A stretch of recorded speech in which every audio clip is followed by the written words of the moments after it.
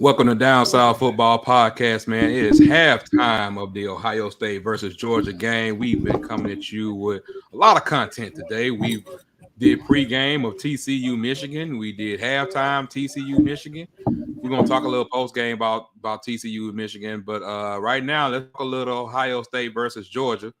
If y'all didn't know, Dave has a smile on his face for a reason. Because we both kind of talked about this had the makings of something we've seen before. And I just like to say shout out to CJ Stroud. Stroud has 238 yards, has completed 79% of his passes, 12 of 15 has thrown for 3 touchdowns. And as we already know, as we already been talking about, Marvin Harrison Jr. is a bad man. Marvin Harrison Jr. is a beast. But this has been a really well played game. I think both styles are being implemented. Both styles are being going the way that we kind of figured it was going to go. Georgia doing this thing as far as like taking punches and just sticking to their game plan. Ohio State's attacking, kind of like we figured they were going to do. But Dave, tell me what's your initial impressions of the first half so far? Do I need to sing my song? Can I sing my Stetson Bennett theme song? I see your true colors. The man threw one interception, and now it's true colors when CJ Stroud been throwing interception. I see your true. Okay, this is what we're doing. That's what we're doing. And that's why I love you. After 26 games, this is what we're doing. I'm gonna tell y'all why Dave doing it. Dave don't watch Stetson. So let's go ahead and put this. They don't watch Stetson Bennett the fourth, okay? So he's happy anytime Stetson man. Right. Man, I am having a great time tonight, man. I'm watching 2 great programs, 2 great teams, a bunch outstanding players on both sides of the ball go at it. Right. CJ Stroud, if he was not a believer, he is a Sunday quarterback. Marvin Harrison Jr. has the makings of being a wide receiver 1 on Sundays. Now, technique wise is great. Man, he ran around the first quarter. I think the cornerback's still looking for him. He still ain't found. But at the end of the day, the big question for me, Renard, is, they talk about, who is SWAC. We're talking about SWAC. Who is SWAC? Who is defense? Like what is defense? I mean, we came into the game, you're talking about Georgia defense, which they have some outstanding guys. They have a lot of guys, Sunday guys. But I also have to realize that you guys also have to realize that these offenses, when you can put these type of offense together with these type of athletes, that at quarterback, wide receiver, it's easier to put more. I could put 5 receivers out here that's going to be better than 5 of the cornerbacks, because you're not going to have 5 cornerbacks on the field, right? You're going to have safeties, you're going to have linebackers, so you're going to be able to find them mismatches. So even if you go to you go to 4-2-5, but you still talking going man to man across the board. So you talk. Oh yeah, that's what I'm saying. Like, that's a lot of them playing there. Yeah. So you still at a disadvantage. Defenses these days are at a disadvantage for several reasons. So to say, oh man, this defense gonna shut this down, bro. Look here. You got to try to hold them under 50 points.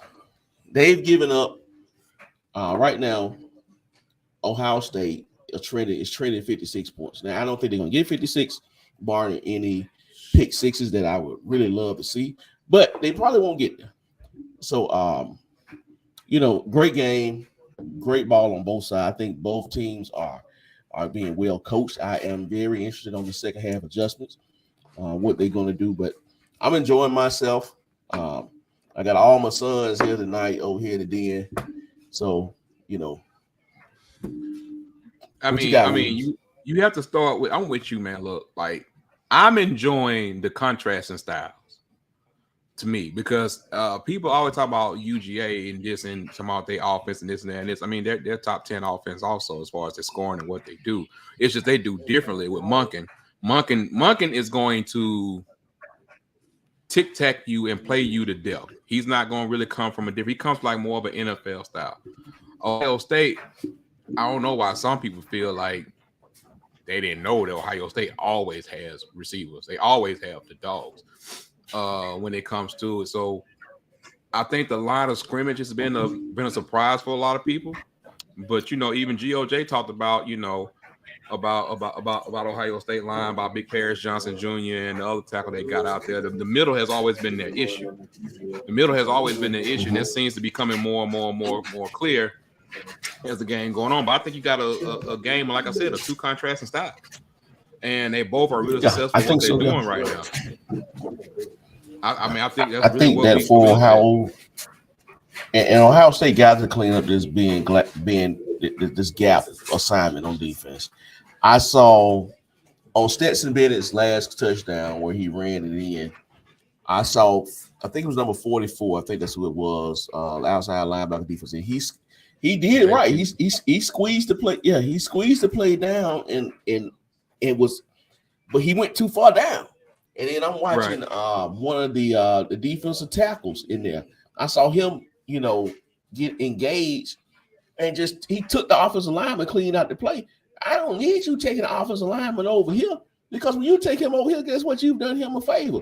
I need you, I need you engaged in your gap. And if you can get off of it to make a play, great. But I don't need you to get out your gap because even if you whooping his butt, if he can take you 3 gaps over, guess what you leave? You leave a doggone a train track from where you came from, which they got to fix that. If they don't fix that, they're gonna lose. They will lose. Yeah, if they don't fix that gap integrity, they will probably lose tonight. But even if they win tonight, I think a TCU would exploit that because their offensive line is better than what they're seeing tonight. I'm just going to put it there. TCU's offensive line. The 5 Billy Bobs from Varsity Blues that they got up front? Yes.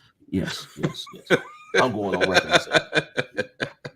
I see our boy John Fitzgerald said Marvin Harrison. Hey man, we've been saying it.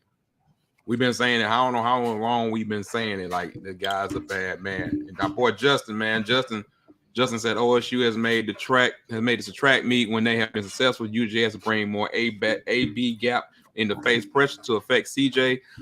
The Marvin Harris Jr. have been fun to watch. You got to get CJ off the mark. But I'll tell you one thing, he's doing well, even off the mark a little bit tonight. But I will agree with you this, Justin, like, that's always been a knock on CJ. If you give him off that pressure, exactly what's going to happen, what kind of pressure you're going to bring with him. John says UGA will win this game because OSU can't run the ball at all. Eventually, you have to be able to run it and stop the run. OSU can't do either. So I look at this. We already gave what Stroud numbers is. Stetson, David's best friend, is 12 of 18 for 191 yards and 1 TD. On the ground, Ohio State is really not running the ball at all. I mean, their leading rusher is 5 carries for 12 yards. I mean, they really ran the ball. Like, they haven't really ran the ball a whole lot. I mean, they run the ball. They have just as many rushes attempts as Georgia has. Now, of course, Georgia's been more effective running the ball. And here's the thing. I think that's what Georgia's strength is against Ohio State, simply because Ohio State won't stay freaking gap sound. So they're out of position a lot, So this is where Georgia's strength is. Now, the question is will Georgia's coaching staff lean on their strength? Will they, sometimes you have to abort what you want to do and embrace what works. You see what I'm saying? Sometimes you have to embrace what's working. Tonight, the running game works. I mean, Michigan gave you the blueprint. They were able to run the ball because their run fits are just not good. They are not sound there. So that's where I'm at with it. Well, we got basically 14 rushes for Georgia, 13 rushes for Ohio State. We got 13 rushes for Ohio State for 10 yards. This is count CJ Stroud yards, so I'll say 13 rushes for 30 yards. But then you got Georgia. You got 14 carries for 123 yards. Well, that's what you got going on right there. So I mean, you can kind of look at the rushing is even, but it's the opportunity. So if you give UGA that continue that chance to get to that point to where they're going to be able to affect you with that strong running game, gonna have you thinking, and gonna have you backing up off your heels and everything. But Georgia DBs, I mean, I'm not saying they're not good. What I'm saying is that Marvin Harrison is just that good, but you got Emeka over there, who is a dog also. Please understand they're doing all this Yeah. without the services of our boy. You know what I'm saying? Who decided Yeah. to go pro? Who decided In not to Jigma. participate? Yeah, in Jigba. So Jackson Smith and Jigba. So, But isn't this something that about Ohio State? They are never like full strength at wide receiver when they get to these games for some odd reason. It's always and they don't one have that's Travion. missing. They don't have Travion Henderson either. I mean, yeah, they don't have Travion Henderson, and I think too. I don't know. I'm looking at the stats now. I mean, Georgia is winning, and they got more total yards, but Ohio State surprisingly is winning the time of possession. So right now, what's the score now? The score is 28-24. So you 28-24. basically Georgia got gets the ball. Georgia gets the ball. Georgia gets the ball. So it's going to be a slugfest. And I love it. If I had to choose, I love it too. Yeah, I mean, if Georgia going to have to settle into this run game. And I hope that was part of what they taught. If they want to win this game, they got to settle in there. And which it kind of like they was establishing their will a little bit too as the half went on. Yes, they were. So they're going to have to roll with it. Well, Tuck, you got something to say because they've already kicked off. So, well, just real quick, it's just going to be the offense of the Georgia. Can they keep this up? Because I mean, Ohio State defense has been